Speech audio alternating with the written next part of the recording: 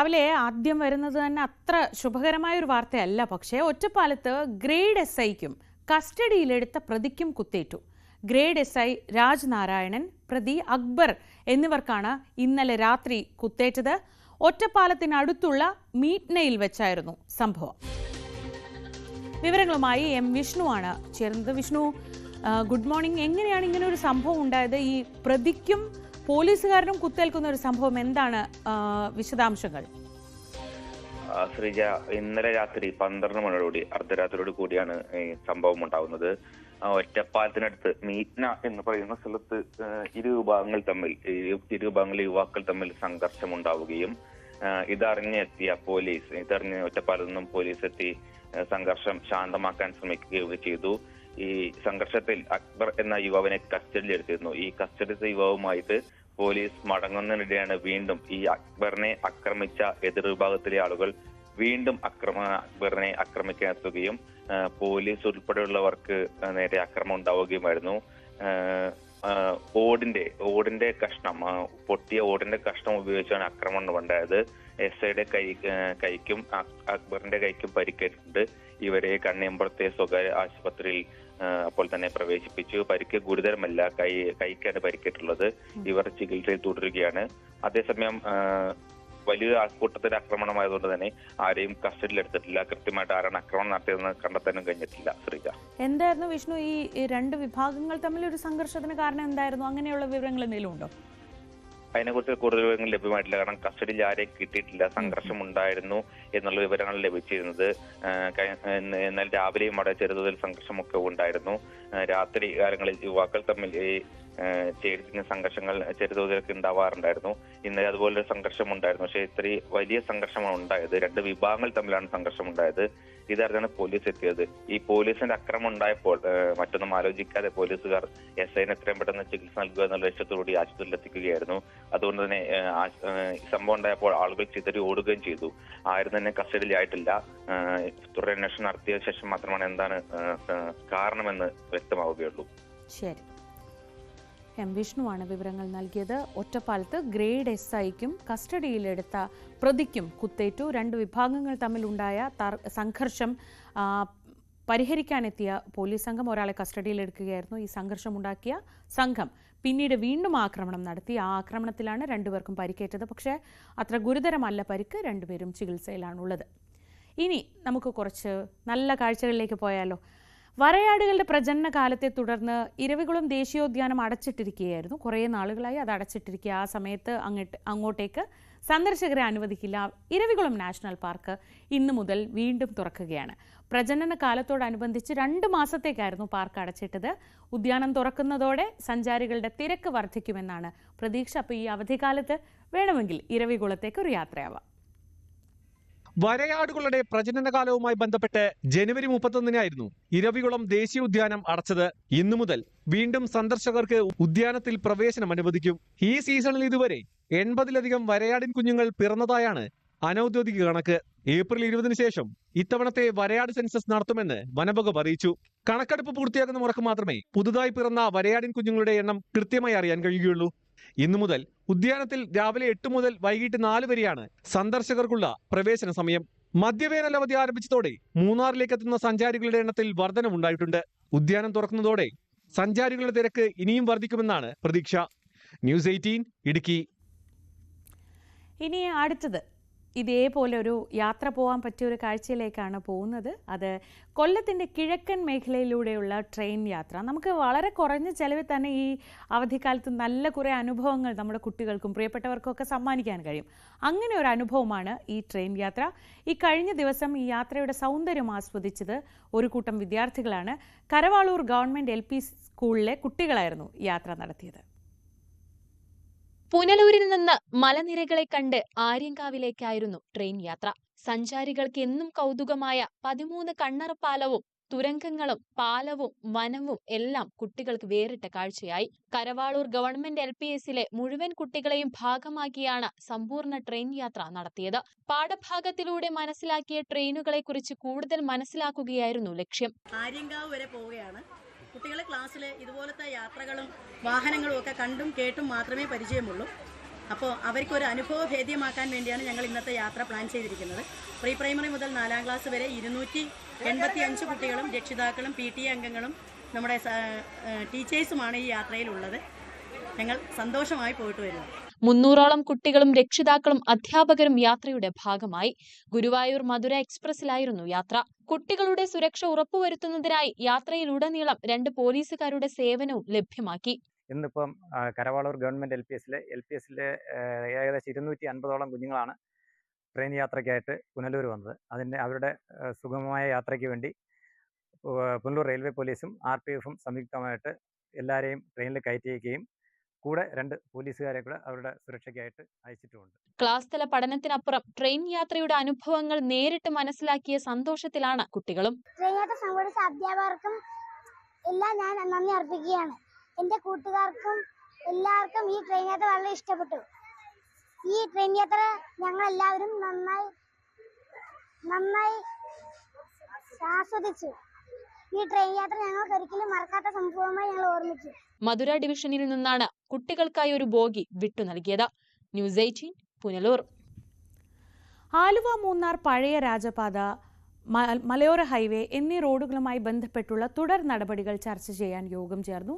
ഇടുക്കി മാങ്കുളത്തിന്റെ വികസനത്തിന് സഹായകരമാകുന്നതാണ് ഈ പാത. മലയോര ഹൈവേയുടെ നിർമ്മാണവുമായി ബന്ധപ്പെട്ട തുടർ നടപടികളും യോഗത്തിൽ ചർച്ചയായി. Devikulam MLA advocate A. രാജയുടെ അധ്യക്ഷതയിലായിരുന്നു യോഗം. ഇളമ്പളശ്ശേരി മുതൽ കുറത്തിക്കുടി വരെയുള്ള ഭാഗത്ത് വനംവകുപ്പുമായി ബന്ധപ്പെട്ട് നിലനിൽക്കുന്ന തടസ്സങ്ങൾ നീക്കുന്നതും സർവകക്ഷി യോഗത്തിൽ ചർച്ചയായി.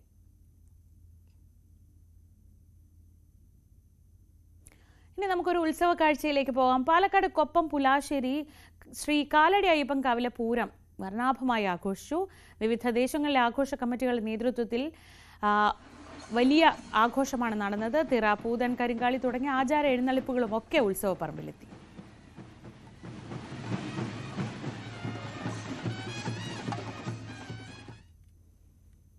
സ്ട്രോബെറിയുടെ വിലയിടിയുന്നത് ഇടുക്കി വട്ടവടയിലെ കർഷകരെ വലിയ പ്രതിസന്ധിയിലേക്കാണ് കൊണ്ടുചെന്നെത്തിക്കുന്നത്. നിലവിൽ 300 രൂപയാണ് സ്ട്രോബെറിക്ക് ലഭിക്കുന്ന വില. ഇത്തവണ മികച്ച വിളവുണ്ടായെങ്കിലും വിലയിടിവ് കൃഷിയെ കാര്യമായി ബാധിക്കും.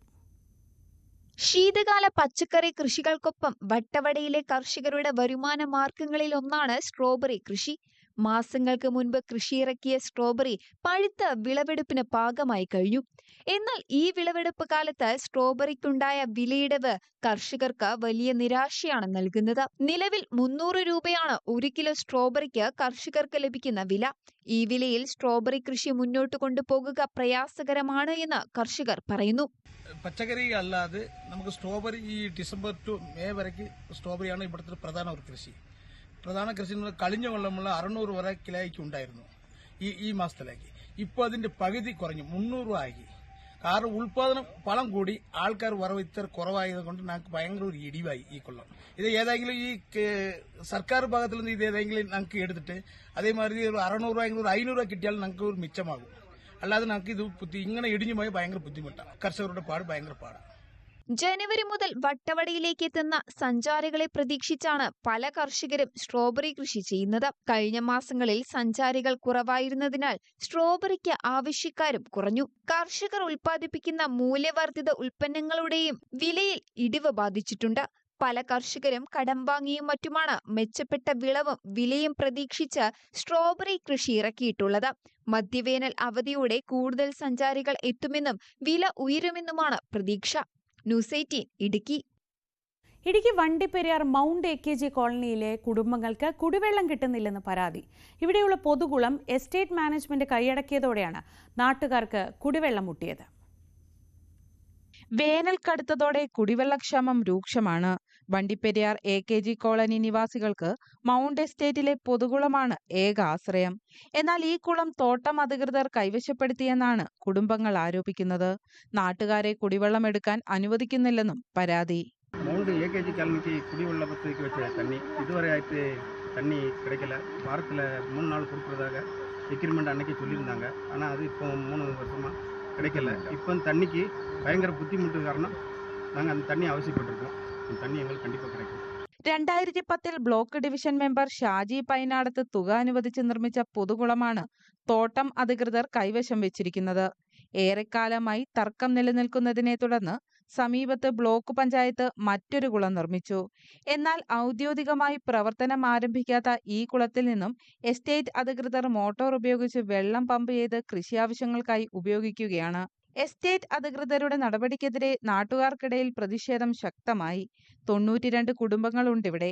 കുടിവെള്ളം നിഷേധിക്കുന്ന എസ്റ്റേറ്റ് മാനേജ്മെന്റ് നടപടിക്കെതിരെ സമരത്തിനൊരുങ്ങുകയാണ് മൗണ്ട് AKG കോളനി നിവാസികൾ. ന്യൂസ് 18 വണ്ടിപ്പെരിയാർ. കൃഷി ശാസ്ത്ര ബിരുദധാരികൾക്കായി പട്ടാമ്പി പ്രാദേശിക കാർഷിക ഗവേഷണ കേന്ദ്രത്തിൽ റെസിഡൻഷ്യൽ കാർഷിക സംരംഭകത്വ പരിശീലന പരിപാടി സംഘടിപ്പിച്ചു. 45 ദിവസം നീളുന്നതായിരുന്നു പരിശീലനം. കോഴി വളർത്തൽ, കൂൺ വളർത്തൽ, തേനീച്ച, ആട്, ചെമ്മരിയാട്, മത്സ്യം വളർത്തൽ, പഴം, പച്ചക്കറി കൃഷി സംരക്ഷണം എന്നീ മേഖലകളിലായിരുന്നു പരിശീലനം. പട്ടാമ്പി പ്രാദേശിക കാർഷിക ഗവേഷണ കേന്ദ്രം, കേരള കാർഷിക സർവകലാശാല, കർഷകക്ഷേമ മന്ത്രാലയം എന്നിവ ഹൈദരാബാദിലെ national institute of agriculture extension management മുഖേനയാണ് പരിശീലനം നടത്തിയത്. 18 മുതൽ 60 വയസ്സ് വരെയുള്ളവർ, ഉദ്യോഗാർത്ഥികൾ, കർഷകർ, സംരംഭകർ തുടങ്ങിയവർ പങ്കെടുത്തു. മുഹമ്മദ് മുഹ്സിൻ MLA ഉദ്ഘാടനം ചെയ്തു. ഈ ട്രെയിനിങ് പൂർത്തീകരിക്കുമ്പോൾ വളരെ സക്സസ്ഫുൾ ആയി പൂർത്തീകരിക്കുന്ന നിങ്ങളോട് എനിക്ക് പറയാനുള്ളത്, തീർച്ചയായിട്ടും ഇത് ഇവിടെ വെച്ച് അവസാനിപ്പിക്കുകയല്ല. ഇതിന്റെ ലക്ഷ്യം എന്ന് പറയുന്നത് ഈ മേഖലയിൽ ഒരു മാറ്റമുണ്ടാക്കാനും സാമ്പത്തികമായി പുരോഗതി ഉണ്ടാക്കുന്ന രീതിയിൽ കുറേ പേർക്ക് തൊഴിൽ കൊടുക്കാൻ പറ്റുന്ന രീതിയിൽ നിങ്ങൾക്ക് പല ഇവിടുന്ന് പഠിച്ച പല മേഖലകളിലും നിങ്ങൾക്ക് പല സംവിധാനങ്ങളും ആരംഭിക്കാൻ കഴിയും. അപ്പൊ അതിലേക്ക് മുന്നോട്ട് പോകാൻ കഴിയുന്ന രീതിയിലേക്ക് പോകണം എന്നാണ് എനിക്ക് പറയാനുള്ളത്. പട്ടാമ്പി പ്രാദേശിക കാർഷിക ഗവേഷണ കേന്ദ്രത്തിൽ 45 ദിവസമായിരുന്നു പരിശീലനം. അഗ്രി ക്ലിനിക്കുകളും അഗ്രി ബിസിനസ് സെന്ററുകളും എന്ന പദ്ധതി പ്രകാരമായിരുന്നു പരിശീലനം. ന്യൂസ് 18 പട്ടാമ്പി. ഏറെ നാളായി കാട് കയറി കിടക്കുകയായിരുന്നു പുനലൂരിലെ KSRTC ബസ് സ്റ്റാൻഡ് പരിസരം. ഇവിടുത്തെ പാർക്കും നാശത്തിന്റെ വക്കിലായിരുന്നു. എന്നാൽ ഈ സ്ഥിതിക്ക് ഇപ്പോൾ മാറ്റം വന്നിരിക്കുകയാണ്. CPMന്റെ നേതൃത്വത്തിലായിരുന്നു ശുചീകരണം. ആയിരക്കണക്കിന് ആളുകൾ വന്നുപോകുന്ന പുനലൂർ KSRTC ഡിപ്പോയിൽ ദിവസവും വലിയ തോതിൽ മാലിന്യം അടിഞ്ഞിരുന്നു. തുടർന്നാണ് CPMന്റെ പ്രവർത്തനം. മാലിന്യമുക്ത നവകേരളം പദ്ധതിയുടെ ഭാഗമായാണ് ബസ് സ്റ്റാൻഡും പരിസരവും ശുചിയാക്കിയത്. സമീപത്തുള്ള പാർക്കും വൃത്തിയാക്കി. CPM പുനലൂർ ഏരിയ കമ്മിറ്റിയുടെ ആഭിമുഖ്യത്തിലായിരുന്നു ശുചീകരണം. നഗരസഭയുടെയും മറ്റ് പഞ്ചായത്തുകളുടെയും വിവിധ സ്ഥലങ്ങളാണ് ശുചീകരിക്കുക. ഏരിയ തല ശുചീകരണ പ്രവർത്തനങ്ങളുടെ ഉദ്ഘാടനം CPM സംസ്ഥാന കമ്മിറ്റി അംഗം S ജയമോഹനൻ നിർവഹിച്ചു. ശുചീകരണ പ്രക്രിയകളെല്ലാം കേരളത്തിൽ പൂർത്തിയാക്കാൻ വേണ്ടി CPIMന്റെ പ്രവർത്തകരും അതുപോലെ തന്നെ തദ്ദേശ സ്വയംഭരണ സ്ഥാപനങ്ങളുമെല്ലാം വളരെ ആവേശകരവും മാതൃകാപരമായിട്ടാണ് പ്രവർത്തിച്ചുകൊണ്ടിരിക്കുന്നത്. ഈ ദൗത്യം കൂടി പൂർത്തിയാക്കുമ്പോൾ ലോകത്തിൻ്റെ നെറുകയിൽ ഒരിടം കൂടി കേരളത്തിന് നേടാൻ കഴിയുന്ന തരത്തിലേക്ക് മാലിന്യങ്ങൾ വലിച്ചെറിയപ്പെടാൻ വേണ്ടിയിട്ടുള്ളതല്ല, ഉറവിടത്തിൽ വെച്ച് തന്നെ സംസ്കരിക്കപ്പെടേണ്ടതാണ് എന്ന ഒരു ബോധത്തിലേക്ക് കേരളത്തിലെ 3.25 കോടി മനുഷ്യരെയും ഇടതുപക്ഷ ജനാധിപത്യ മുന്നണിയുടെ സർക്കാർ ഒരു ചരടിൽ കോർത്ത മണികളെപ്പോലെ നിർത്തിക്കൊണ്ട് കേരളം മറ്റൊരു നേട്ടം കൂടി കൈവരിക്കപ്പെടാൻ പോവുകയാണ്. പൊതുയിടങ്ങൾ മാലിന്യമുക്തമാക്കുവാനുള്ള ബോധവൽക്കരണ ക്ലാസുകൾ സംഘടിപ്പിക്കുവാനും പുനലൂർ ഏരിയ കമ്മിറ്റി തീരുമാനിച്ചിട്ടുണ്ട്. ന്യൂസ് 18 പുനലൂർ. ഇടുക്കിയുടെ വിനോദസഞ്ചാര മേഖലയിൽ ഏറെ സാധ്യതകളുള്ള ഒരു പ്രദേശമാണ് കാൽവരി മൗണ്ട്. അവിടേക്ക് ഇപ്പോഴും ആളുകളൊക്കെ വരുന്നുണ്ട്. പക്ഷേ അവിടെ സന്ദർശകർക്ക് കൂടുതൽ അടിസ്ഥാന സൗകര്യങ്ങൾ വർദ്ധിപ്പിക്കണമെന്ന ആവശ്യം ശക്തമാവുകയാണ്. പ്രധാന പാതയിൽ നിന്നും വിനോദസഞ്ചാര കേന്ദ്രത്തിലേക്കുള്ള റോഡിന്റെ നിർമ്മാണം അടക്കമുള്ള വികസന പ്രവർത്തനങ്ങൾ നടത്തണമെന്നാണ് നാട്ടുകാർ ആവശ്യപ്പെടുന്നത്. ഇടുക്കിയിലെ പ്രധാന വിനോദസഞ്ചാര കേന്ദ്രങ്ങളിൽ ഒന്നാണ് ജില്ലാ ആസ്ഥാനത്തോട് ചേർന്നുള്ള കാൽവരി മൗണ്ട്. ഒരു ഭാഗത്ത് ഇടുക്കി ജലാശയത്തിന്റെ മനോഹര കാഴ്ചകളും മറുഭാഗത്ത് രാമക്കൽമേട് ഉൾപ്പെടെയുള്ള നിരവധി മലമടക്കുകളും കാണാം. നൂറുകണക്കിന് സന്ദർശകരാണ് കാൽവരി മൗണ്ടിലേക്ക് ദിവസവും എത്തുന്നത്. എന്നാൽ അടിസ്ഥാന സൗകര്യങ്ങളുടെ കുറവ് കാൽവരി മൗണ്ടിന്റെ വികസനത്തിന് തടസ്സമാകുന്നുമുണ്ട്. ഇവിടെ വരുന്ന ഓരോ വിനോദസഞ്ചാരികൾക്കും കണ്ണു നിറച്ചും കാഴ്ചകൾ കണ്ട് പോകാം എന്നുള്ളതാണ് ഇവിടുത്തെ പ്രത്യേകത. അതുപോലെ തന്നെ നട്ടുച്ചയ്ക്ക് ഒരു വെയിലത്ത് പോലും വളരെ കുളിർമയുള്ള ഒരു കാലാവസ്ഥയാണ് നമുക്കിവിടെ ലഭിക്കുക. ധാരാളം വിനോദസഞ്ചാരികൾ വന്നു പോകുന്ന സ്ഥലമായിട്ട് അല്പം കൂടെ അടിസ്ഥാനം, റോഡ് ഉൾപ്പെടെയുള്ള അടിസ്ഥാനങ്ങളിൽ ഇച്ചിരി വികസനം കൊണ്ടുവന്നാൽ നമ്മുടെ നാടിനും നമ്മുടെ ടൂറിസം രംഗത്തും ഈ ജില്ലയ്ക്ക് തന്നെയും വളരെ പ്രയോജനപ്പെടുമെന്നാണ് എനിക്ക് പറയാനുള്ളത്. ജില്ലയ്ക്ക് പുറമേ നിന്നും എത്തുന്നവർക്ക് താമസ സൗകര്യം പരിമിതമാണ്. 1 2 സ്വകാര്യ ലോഡ്ജുകൾ മാത്രമാണ് ഇവിടെ ഉള്ളത്. ഇടുക്കി ബ്ലോക്ക് പഞ്ചായത്ത് 1 കോടിയോളം രൂപ മുടക്കി നിർമ്മിച്ച ടൂറിസം സെന്ററിന്റെ പ്രവർത്തനം ഇനിയും ആരംഭിച്ചിട്ടില്ല. അടിമാലി കുമളി ദേശീയപാതയിൽ നിന്നും ടൂറിസം സെന്ററിലേക്ക് 1 കിലോമീറ്റർ ദൂരമാണുള്ളത്. റോഡുകളുടെ പുനർനിർമ്മാണം ഉൾപ്പെടെ ചില അടിസ്ഥാന സൗകര്യങ്ങൾ കൂടി ഏർപ്പെടുത്തിയാൽ കാൽവരി മൗണ്ട് സംസ്ഥാനത്തിന്റെ വിനോദസഞ്ചാര മേഖലയ്ക്ക് വലിയൊരു മുതൽക്കൂട്ടാകും. ന്യൂസ് 18 ഇടുക്കി. വയനാട് മീനങ്ങാടിയിലെ ശ്രേയസിന് കീഴിലുള്ള ഷീ ഹാൻഡ്സ് കൂട്ടായ്മ ശ്രദ്ധ നേടുന്നു. എൻ്റെ ഗ്രാമം ശുചിത്വ ഗ്രാമം എന്ന ലക്ഷ്യം മുന്നോട്ട് വെച്ചാണ് കൂട്ടായ്മ പ്രവർത്തിക്കുന്നത്.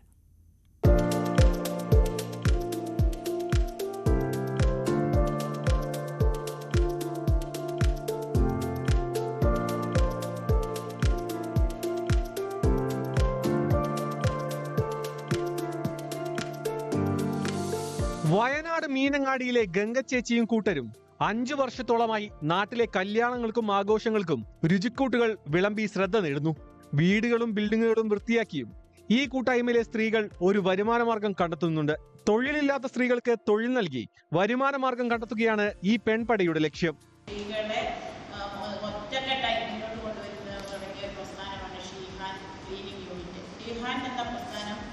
ആദ്യം തുടങ്ങിയത് കഴിഞ്ഞ 2 വർഷക്കാലമായി വിളമ്പൽ യൂണിറ്റ് എന്ന രീതിയിലാണ് ഷീഹാൻ എന്ന പ്രസ്ഥാനം കൊണ്ടുപോയിക്കൊണ്ടിരിക്കുന്നത്. അതിൽ 50 സ്ത്രീകളും 50 കുട്ടികളും അടങ്ങുന്ന പ്രവർത്തനമാണ് ഇത്. ഓരോ കല്യാണ വീടുകളിലും പോയി കാറ്ററിംഗാരുടെ കീഴിൽ വർക്ക് എടുത്തിട്ട് ഒരു 6 മണിക്കൂറോളം വർക്കാണ് അതിന്റെ പ്രവർത്തനം മുന്നോട്ട് പോകുന്നത്. സമ്പൂർണ്ണ ശുചീകരണ യത്നത്തിന്റെ ഉദ്ഘാടനം മീനങ്ങാടി പഞ്ചായത്ത് പ്രസിഡന്റ് KE വിനയൻ നിർവഹിച്ചു. സമ്പൂർണ്ണ ശുചീകരണ യത്നത്തിന്റെ launching Shreyas executive director father Davis Alunkal നിർവഹിച്ചു. ന്യൂസ് 18 വയനാട്. കുട്ടികളിൽ പ്രത്യേകിച്ച് ശാസ്ത്രബോധം വളർത്താൻ നടപ്പിലാക്കുന്ന പദ്ധതിയാണ് സ്ട്രീം ഇക്കോസിസ്റ്റം.